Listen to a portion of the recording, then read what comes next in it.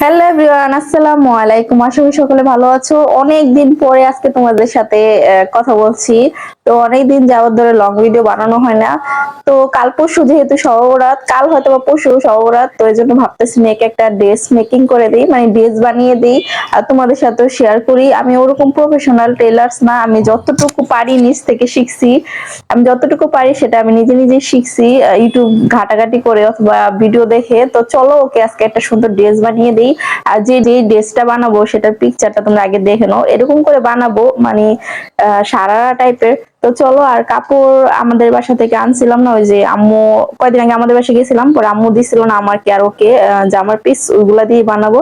তো চলো, আমি লেস নিয়ে আসছি ওই ড্রেসে বানানোর জন্য, ওই লেস দিয়ে মেকিং করবো। তো চলো পুরো ভিডিওর সাথেই থাকো। তো দেখো, এই যে জামার কাপড় আর লেস, এই যে এই লেসটা দিয়ে হলো হাতা দিব আর জামার জামার নিচে দিব আর কি।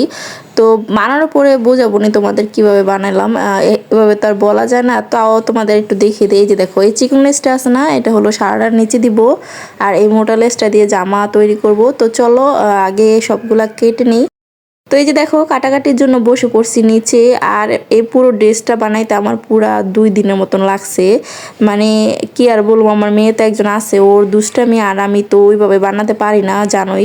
তো আস্তে ধীরে আমি সব কিছু মেকিং করি। তো যাই হোক, দেখো এদিকে আমি এই যে জামাটা মাপ, তো জামাতে আমি যেহেতু লেস দিব নিচে, এজন্য পিছন দিক দিয়ে আমি একটু ফিতা দিয়ে ডিজাইন করে দিব। তো বানানোর পরে দেখো, আমি এত কিছু ডিটেলসে বলতে পারতাছি না। তো এই যে দেখো, সব কিছু কাটাকাটি করে নিছি, গলা, ফিতার জন্য কাপড়, সব কিছু। তারপরে যে এখানে দেখো পায়জামার জন্য উপরের কাটটা কেটে নিচ্ছি, কারণ যেহেতু এটা সারারা টাইপের হবে, তো এটা 2টা পার্টে হবে। প্রথমে আমি উপরের পার্টটা কাট করে, তারপরে এখানে নিচে দেখো আমি কুচির জন্য, কুচিটা অনেক গিয়ার দিয়ে করবো, এই জন্য কুচির জন্য কাপড় কেটে নিলাম।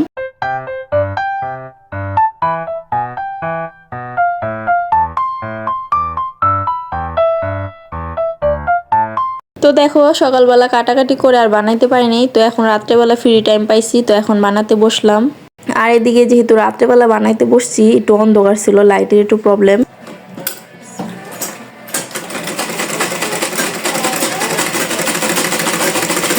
তো গলা শিলানোর পরে এখানে আমি ফিতাটা রেডি করছিলাম। তো স্টেপ বাই স্টেপ করছিলাম আমি আমার মতো করে। তো তোমরা যারা টেলার্স তারা তো জানোই কীভাবে বানাতে হয়, আর যারা জানো না তারা একটু দেখে নিও, বুঝে নিও কীভাবে বানাইছি। তো এই যে দেখো, সুন্দর করে ফিতাটা রেডি করে নিছি। তো এখন পিছনের গলাটা বসিয়ে দিব। এই যে ফিতাটা দেখো একটু ডিজাইন করে করার চেষ্টা করছি, জানি না কতটুকু কি হয়েছে। লেস দিছি আর নিচে পায়জামার কাপড় আর জামার কাপড় দিয়ে একটু ডিজাইন করে দিলাম। তো এই যে দেখো, ফাইনালি আমি গলাটা পিছনে রেডি করে নিছি। এই যে দেখো, এখন সামনের গলাটা রেডি করব। আর এদিকে আমি ড্রেস বানাচ্ছি দেখে আমার মেয়ে মহা খুশি, কি আর বলবো। তারে নতুন নতুন জামা বানায় দিলে সে মহা খুশি হয়ে যায়। তো যাই হোক, বাচ্চাটা এরকমই হয়, নতুন কিছু দেখলে অথবা নতুন কিছু পেলে খুশি হয়ে যায়। তারপরে নেক্সট স্টেপে আমি দেখো জামার হাতা লাগাচ্ছিলাম। আমার সামনের গলাটাও আমি রেডি করে নিছি, ওটা আর তোমাদের ক্যামেরায় শেয়ার করতে পারিনি, মানে এত বড় হয়ে যাবে ভিডিওর জন্য আমি অল্প অল্প করে তোমাদের সাথে শেয়ার করছি। যদি এই ভিডিওটা তোমাদের পছন্দ হয়, নেক্সট টাইম আমি সুন্দর করে সব কিছু ডিটেলস শেয়ার করব তোমাদের সাথে।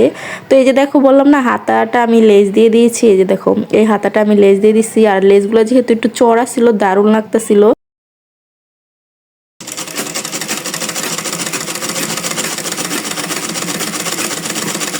তারপরে আমি এই যে নিচে সারার গিয়ারটা আমি রেডি করছিলাম, এখানে চিকন লেসটা বসিয়ে, এভাবে বসিয়ে তারপর উল্টিয়ে চাপ সেলি মেলে দিলে আসে না, মানে অনেক বেশি সুন্দর হয়। এই যে দেখো, এভাবে লেস লাগাইলে দেখতেও স্ট্যান্ডার্ড লাগে আর সুন্দর লাগে। তারপরে আর কি, যে দেখো 2টা গিয়ারই আমি সিলিয়ে নিচ্ছি এভাবে কুচি কুচি দিয়ে, যে বোটে বোটে কুচিগুলো একটু বড় বড় করে দিও, তাহলে ঘেয়ারটা দেখতে অনেক বেশি সুন্দর লাগে।